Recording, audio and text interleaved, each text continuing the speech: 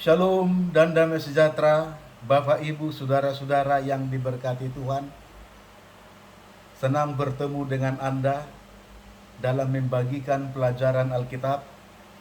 Mari kita belajar Alkitab lebih dalam dan lebih luas.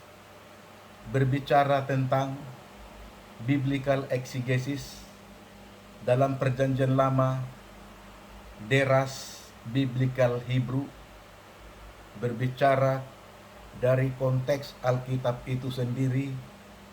Untuk kita ada maksud-maksud, rencana-rencana dan kehendak Tuhan yang indah bagi kita. Pelajaran kita yang pertama ini kita ambil dari Kejadian pasal 3. Kejadian pasal 3 kita sudah tahu ceritanya. Tidak ada kata dosa kita temukan di dalam Kejadian pasal 3. Tetapi banyak orang menyimpulkan bahwa Kejadian pasal 3 adalah kejatuhan nenek moyang kita yang pertama, Adam dan Hawa, ke dalam dosa.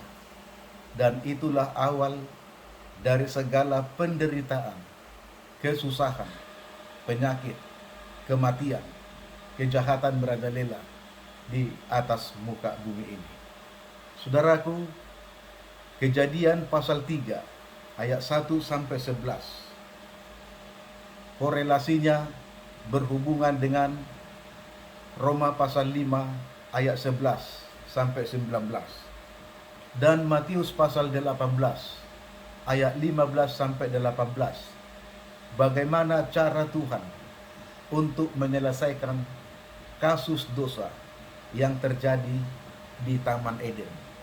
Oleh karena satu hal, mereka tidak setia, tidak percaya kepada Tuhan dan firman-Nya bahwa pohon pengetahuan baik dan jahat itu, sekali kamu sentuh dan makan, kamu pasti akan mati. Ini adalah penalti dari amaran hukuman Tuhan. Tetapi Hawa masuk dalam perangkap penipuan setan, di mana setan menyamar menjadi ular, lalu masuk di dalam conversation, percakapan dengan ular itu, dan dia tergiur dengan melihat buah pohon itu, menarik, mengundang selera, dan sepertinya menambah hikmat pengetahuan, sesuai dengan apa yang dikatakan ular itu. Kalau kamu makan, justru kamu akan sama seperti Allah, tahu yang baik dan yang jahat. Saudara-saudaraku yang dikasihi Tuhan, Kejadian pasal 3 ini juga erat hubungannya dengan Matius pasal 18 ayat 15 sampai 18. Bagaimana cara Yesus memberikan prosedur penyelesaian masalah di dalam gereja. Dan inilah yang pertama kali di Kejadian pasal 3, bagaimana Tuhan menyelesaikan kasus dosa di Taman Eden. Saudaraku yang dikasihi Tuhan, ayat 8, Allah cepat bertindak. Ya, Tuhan tidak menunggu. Allah cepat bertindak, turun tangan dan mencari Adam dan Hawa di mana mereka bersembunyi. Saudaraku yang dikasihi Tuhan, kalau kita lihat dalam konteks Kejadian pasal 3, Tuhan yang mencari manusia, Tuhan yang mencari Adam dan Hawa yang baru jatuh ke dalam dosa untuk dapat diselamatkan. Dan berbagai cerita dalam Alkitab sampai kepada Yesus datang. Dalam Lukas pasal 19 ayat 10, Yesus sendiri menekankan bahwa anak manusia datang untuk mencari dan menyelamatkan yang hilang. Artinya, Tuhan sendiri yang turun, yang mencari, yang memberikan inisiatif untuk mencari dan menyelamatkan orang berdosa. Bukan orang berdosa yang mencari Tuhan. Walaupun ada beberapa Alkitab mengatakan bahwa carilah Tuhan dan wajahnya, seperti dalam Mazmur 105 ayat 1 sampai 5. Tetapi pada dasarnya, inisiatifnya, gagasannya, oleh karena kasih karunia Tuhan, Tuhan sendirilah yang mencari dan menyelamatkan orang berdosa. Jadi ketika Adam dan Hawa jatuh ke dalam dosa, mereka muncul rasa ketakutan dan kekhawatiran. Mereka lihat bahwa mereka sudah telanjang, lalu mereka malu bahwa belang mereka kelihatan, bahwa mereka sudah menyadari mereka jatuh ke dalam dosa. Fakta menyatakan bahwa pakaian kemuliaan itu sudah hilang dari mereka akibat daripada dosa itu sendiri. Lalu mereka bersembunyi. Itulah sebabnya Yesus datang yang berjalan-jalan di Taman Eden itu, lalu bertanya kepada Adam. Mengapa kepada Adam? Karena dialah yang menjadi suatu gambaran di mana Adam yang pertama jatuh, Kristus sebagai Adam yang kedua menebus orang berdosa dalam 1 Korintus pasal 15. Jadi saudaraku yang dikasihi Tuhan, dia datang, Tuhan itu datang, berjalan-jalan, lalu bertanya kepada Adam, "Di manakah engkau? Ayyeka? Di manakah engkau? Ayyeka?" Saudara-saudaraku yang dikasihi Tuhan, sebenarnya tujuan Tuhan mencari Adam dan Hawa untuk meminta pertanggungjawaban mereka, bahwa mereka akan gentle mengakui pelanggaran mereka, mengakui dosa-dosa mereka, mengakui bahwa mereka sudah melanggar hukum Tuhan, karena dosa adalah pelanggaran terhadap hukum Tuhan. Itu yang diminta Tuhan. Tetapi gantinya mereka mengakui, mereka sembunyi, mereka takut, mereka malu, dan memberi alasan, tuduhan. Biasa saudaraku, itulah sifat yang diturunkan Adam sebagai orang berdosa kepada kita sampai sekarang ini. Bila mana seseorang merasa bersalah, tidak ingin dituduh sebagai orang yang bersalah, sebelum dituduh, menuduh, menyerang balik, saudaraku. Ya. Dan bila mana kita melakukan dosa, lalu ketahuan kepada orang lain, sebelum saya dituduh dan dipersalahkan, saya mencari kambing hitam untuk menuduh dan mempersalahkan orang lain. Itulah sifat dasar yang dibawa oleh Adam ketika jatuh ke dalam dosa. Ketika Tuhan mengatakan, "Ayyeka, di manakah engkau Adam?" Sebenarnya Tuhan penuh belas kasihan untuk menyelamatkan Adam dan Hawa dari dosa yang baru mereka lakukan itu. Tetapi gantinya mereka mengakui justru dicari kambing hitam. Apa jawaban Adam? "Perempuan yang kau tempatkan di sisiku itu, itulah yang membuat aku jatuh ke dalam dosa." Ya, saudara-saudaraku, ketika Hawa ditanya, "Mengapakah engkau memakan buah itu?" Hawa juga menjawab seperti Adam, mencari kambing hitam, menuduh orang lain. Ya, dia katakan, "Ular yang kau ciptakan itu, dialah yang menggoda aku, menipu aku, sehingga aku jatuh ke dalam perangkapnya." Tuhan tidak tanya lagi ular, langsung dihukum. Ya, dengan perutmu engkau berjalan, dan debu tanahlah yang akan menjadi makananmu. Kutukan langsung dijatuhkan. Bumi juga kena kutuk, rumput duri dan semak belukar yang tumbuh bagimu. Saudaraku yang dikasihi Tuhan, Adam juga dikutuk, dihukum. Susah payah engkau bekerja mencari nafkah, berpeluh dan berkeluh kesah mengolah tanah. Dan Hawa juga kena kutuk sebagai bentuk daripada hukuman dosa itu. Engkau akan susah mengandung dan melahirkan, bertarung, berjuang untuk melawan maut. Saudaraku yang dikasihi Tuhan, jika saja Adam dan Hawa dengan rendah hati menyesal dan mengakui dosa-dosanya, dengan gentle bertanggung jawab, mengatakan kepada Tuhan, kami sudah berdosa, melanggar hukum Tuhan, memakan buah itu. Saudaraku, mungkin akan berbeda cara yang akan diambil Tuhan, solusi untuk menyelesaikan kasus dosa.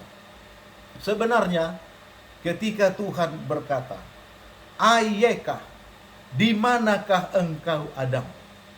Sebenarnya Tuhan mau menyelesaikan kasus dosa ini, yaitu menginterview Adam dan Hawa supaya mereka jujur dan berterus terang mengakuinya. Walaupun sebenarnya Tuhan itu tahu, karena Tuhan itu maha tahu, maha kuasa, maha hadir. Jadi ketika Tuhan mencari Adam dan Hawa sembunyi di mana di Taman Eden, bukan berarti Tuhan tidak tahu. Tuhan tahu dan sengaja Tuhan datang. Ya, langkah kakinya terdengar. Saudara tahu, langkah kaki Tuhan itu yang terdengar itu, Adam katakan, ketika aku mendengar suaramu, langkah kakimu, kami takut dan kami bersembunyi. Kenapa engkau takut dan bersembunyi? Karena kami telanjang dan kami malu. Mengapa engkau telanjang? Apakah engkau memakan buah pohon pengetahuan baik yang kukatakan kepadamu jangan engkau sentuh dan makan? Saudara-saudaraku yang dikasihi Tuhan, langkah kaki Tuhan berjalan-jalan di taman itu sesungguhnya di dalam konteks Alkitab Kejadian pasal 3 ini, Tuhan sedang gundah gulana. Tuhan sedang berpikir keras dan dia merasakan pahitnya hubungan yang terpisah dengan Adam dan Hawa. Dan dia sedang menunjukkan satu pemikiran kepada Adam bagaimana dia akan menyelesaikan solusi kasus dosa yang sangat menyakitkan ini bagi dirinya, bagi Tuhan dan bagi Adam dan Hawa. Dan langkah kaki yang perlahan-lahan, yang hilir mudik, sepertinya dilihat Adam. Tuhan itu maju ke depan, maju ke belakang, ke kiri dan ke kanan, lalu berputar-putar di Taman Eden. Sebenarnya yang mau dipertunjukkan Tuhan lakon tindakan seperti ini kepada Adam dan Hawa, bahwa Tuhan sedang sangat susah hati karena Adam dan Hawa jatuh ke dalam dosa. Tetapi Adam dan Hawa tidak menyadari. Sekiranya mereka cepat menangkap maksud-maksud dan gambaran yang dibuat Tuhan, langkah kaki berjalan ini yang menyatakan bahwa Tuhan sedang gundah gulana, hatinya susah dan pedih.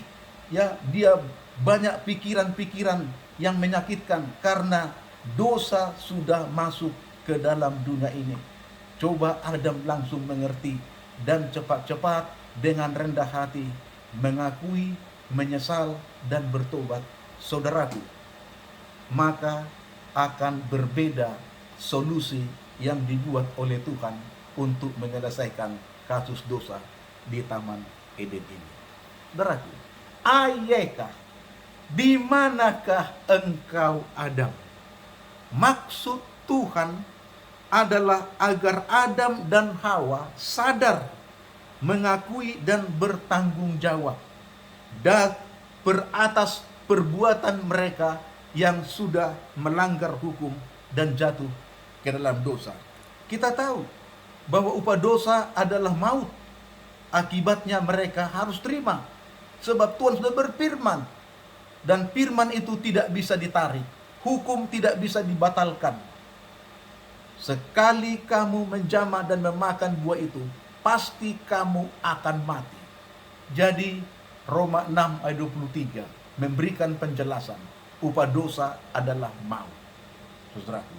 Tetapi Tuhan menyediakan kasih karunia lewat Yesus Kristus. Jika Adam dan Hawa cepat menyesal, mengakui dengan jujur bahwa mereka telah berdosa. Yang kedua, apakah artinya di manakah engkau Adam? Agar mereka mengakui, menyesal dan bertobat, agar dapat diselamatkan. Pengampunan dan pemulihan Tuhan akan jalankan di Taman Eden. Kristus sebenarnya telah datang menggenapi ini di ayat 15, dan ini korelasinya kepada Roma 5 ayat 11 sampai 19. Di manakah engkau Adam? Yang ketiga, bahwa kita telah jatuh ke dalam dosa dan memerlukan seorang juru selamat, seorang penebus di luar kemampuan kita, diri kita sebagai orang berdosa. Kita memerlukan seorang juru selamat dan penebus yang bisa menebus, menyelamatkan dan memulihkan kita.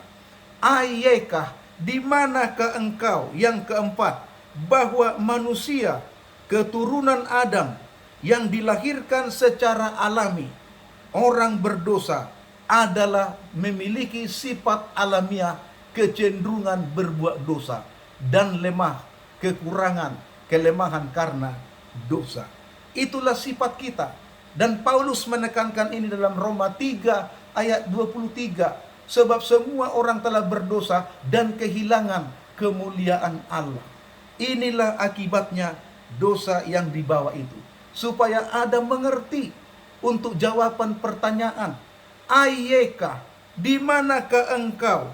Hanya Kristus yang dapat menyelamatkan dan memulihkan orang berdosa. Tidak ada orang lain. Malaikat-malaikat di sorga, walaupun ribuan laksa, tidak dapat menebus dan mati untuk menggantikan orang berdosa dan menyelamatkan orang berdosa. Hanya Allah yang menjadi manusia yang dapat menyelamatkan orang berdosa. Itulah Yesus Kristus.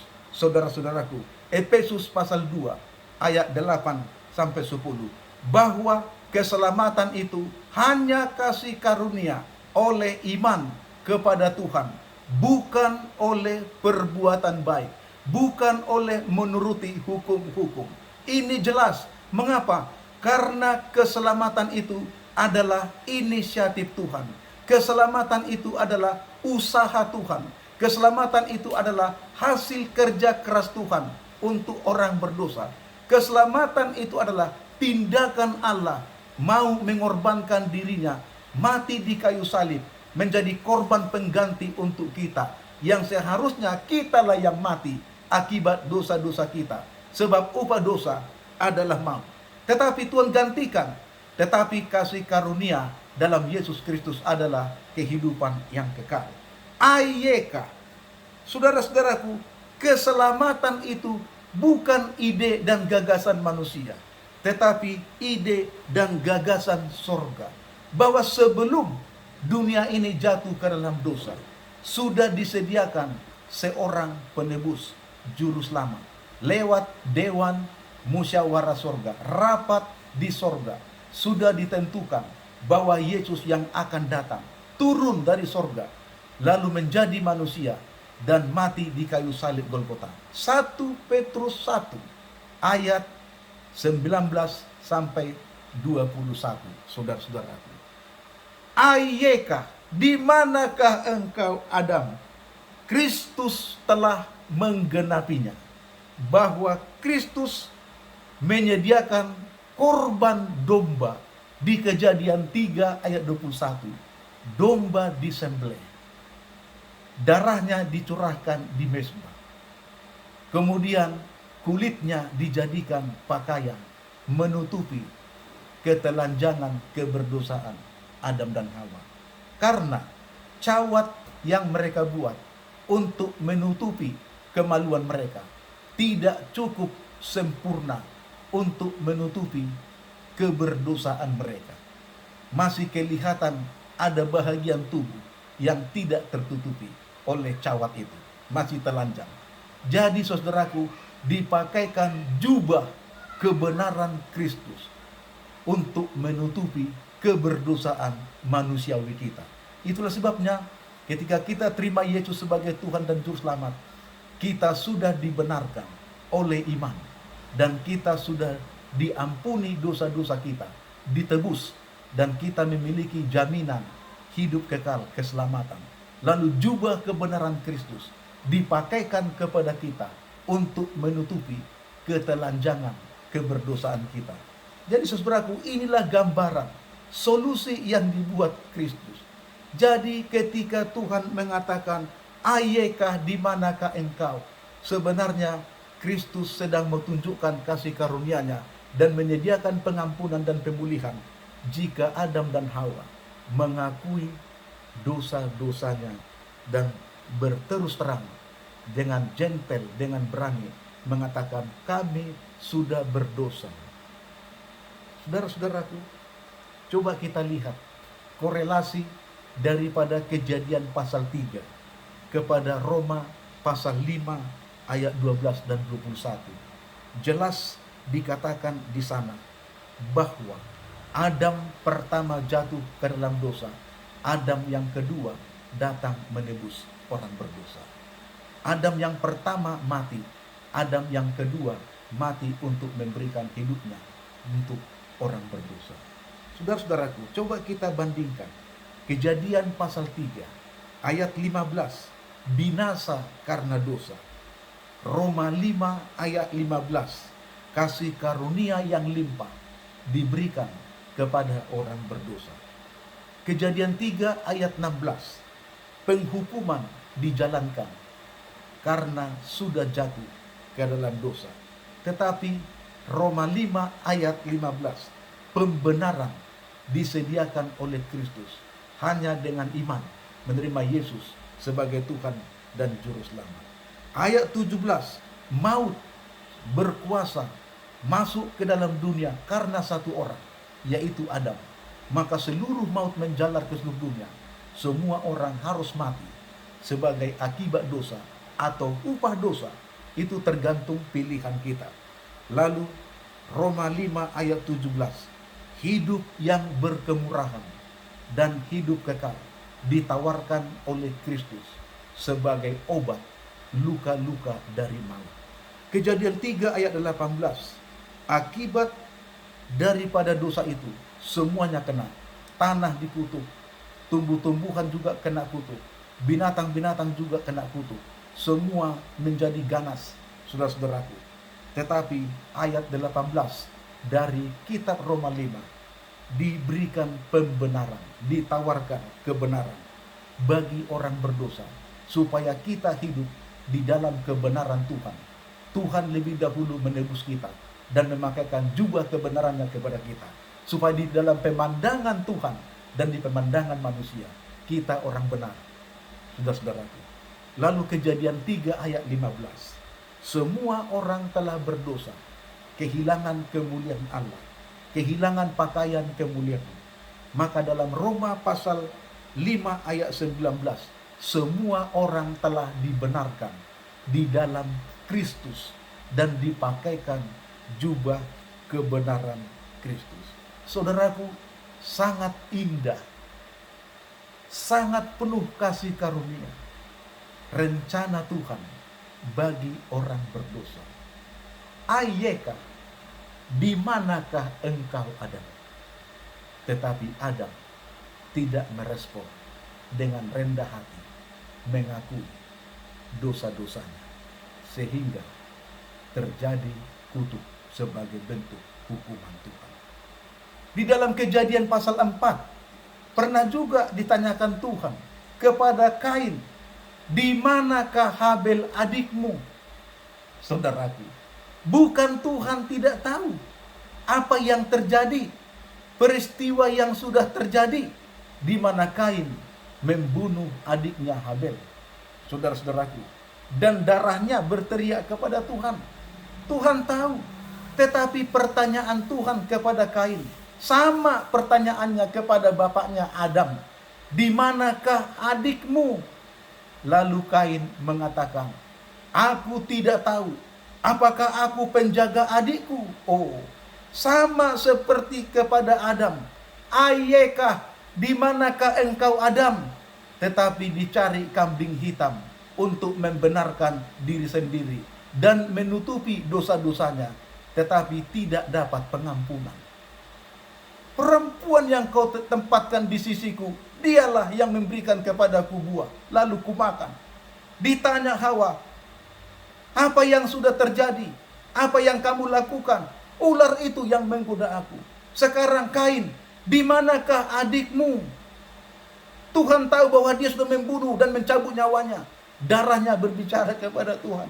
Tapi Kain tidak menjawab, tidak berani mengatakan, aku telah membunuhnya, aku menyesal, aku mengakui dosaku, aku bertobat. Tidak, justru dia mengatakan, aku tidak tahu, akukah penjaga adikku? Dia menantang Tuhan dan membenarkan diri sendiri. Dia tutupi dosanya. Saudaraku, barang siapa yang menutupi dosanya tidak akan selamat. Tidak akan selamat dan tidak akan ada pengampunan. Lebih baik Bapak langsung mengakui bahwa Bapak sudah berdosa. Bapak sudah mencuri. Bapak sudah membunuh. Bapak sudah berdusta. Bapak sudah mengambil uang orang. Bapak sudah merampok. Bapak sudah berzina. Lebih baik Bapak akui dengan jujur. Sehingga pengampunan berjalan dan pemulihan dijalankan oleh Tuhan. Oh saudara-saudaraku, berapa banyak dari antara kita ketika datang Roh Kudus berbisik di hati kita untuk menobatkan, menyadarkan kita supaya Tuhan dapat menyelamatkan kita, karena Tuhan itu penuh kasih karunia dan Dia ingin semua orang berdosa bertobat, meninggalkan segala kejahatannya dan supaya dapat diselamatkan. Di manakah engkau? Ayekah? Tetapi kita menutupi dosa-dosa kita. Bapak, Ibu, saudara-saudaraku, makanya Raja Daud, kalau kita baca di dalam Mazmur 51 ayat 1-12, dia mengakui dosa-dosanya kepada Tuhan. Tahirkanlah aku ya Allah, perbaharuilah batinku ya Allah. Dia mengakui dosa-dosanya kepada Tuhan. Dan Daud, walaupun orang berdosa besar, tetapi pengampunan Tuhan lebih besar kepadanya. Walaupun Daud pezina besar, pembunuh, penumpahkan darah yang banyak, tetapi pengampunan Tuhan lebih besar dari dosa-dosanya, mampu cukup untuk menutupi dosa-dosanya. Saudaraku, tidak ada orang yang paling berbahagia bila mana kita mendapatkan pengampunan dan pemulihan dari Tuhan. Ketika Tuhan bertanya kepada Anda dan saya, jatuh ke dalam dosa, melakukan dosa-dosa tersebut, Tuhan melalui Roh Kudus berbisik, bertanya di dalam hati pikiran kita, ayekah, di manakah engkau? Seharusnya kita jawab, ini aku Tuhan, orang berdosa yang lemah. Aku banyak melakukan dosa-dosa dan kejahatan. Tolong ampuni aku Tuhan, pulihkan aku Tuhan, perbaharuilah hatiku, jadikanlah aku baru kembali. Saudaraku, inilah sebenarnya rencana Tuhan kepada kita. Tuhan mau setiap orang berdosa mengaku dosa-dosanya dan dapat diselamatkan. Tuhan Yesus memberkati kita semuanya. Amin.